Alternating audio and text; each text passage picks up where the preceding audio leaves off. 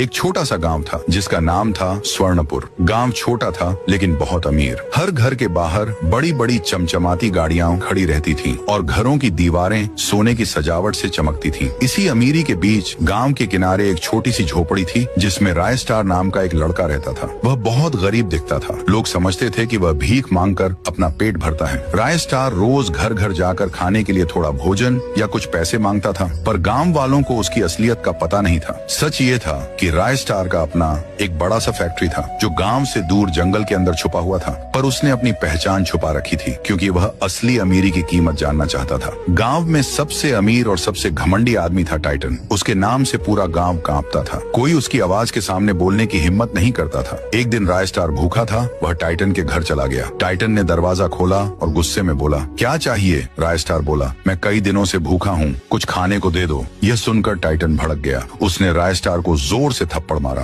राय star वहीं गिरकर बेहोश हो गया। जब उसकी आंख खुली तो उसने खुद को एक पुल पर खड़ा पाया। पीछे मुड़कर देखा तो टाइटन उसके सामने खड़ा था। टाइटन ने बिना कुछ सोचे उसे पुल से नीचे धक्का दे दिया। राय स्टार वहीं गिरकर मर गया। उस दिन के बाद वह पुल मनहूस और श्रापित माना जाने लगा। जो भी उस रास्ते से गुजरता रहस्यमयी तरीके से गायब हो जाता। गांव में डर फैल गया। आखिर हो क्या रहा है? यही तो बाहर जाने का एकमात्र रास्ता है। एक दिन टाइटन का बेटा तुंग तुंग उसी पुल से गुजर रहा था। अचानक पीछे से कदमों की आवाज आई। वह मुड़ा ही था कि उसका शरीर धुएं की तरह बिखर गया। उसकी मौत की खबर सुनकर टाइटन तड़प उठा। वह पुल पर भागा और अपने बेटे की लाश देखकर बेहोश हो गया। शाम होने पर जब उसकी आंख खुली, उसने पीछे किसी के हंसने की आवाज सुनी। वह मुड़ा और सामने राय स्टार खड़ा था, वही लड़का जिसे उसने मारा था। राय स्टार की आंखों में अब इंसानियत नहीं बल्कि न्याय की आग थी। आज तुम्हारा आखिरी दिन है टाइटन। इतना कहकर उसने अपनी शक्ति का उपयोग किया और टाइटन को पुल से नीचे गिरा दिया। वहीं उसकी मौत हो गई। उस दिन के बाद उस पुल का श्राप खत्म हो गया। गांव में कभी कोई अनहोनी नहीं हुई।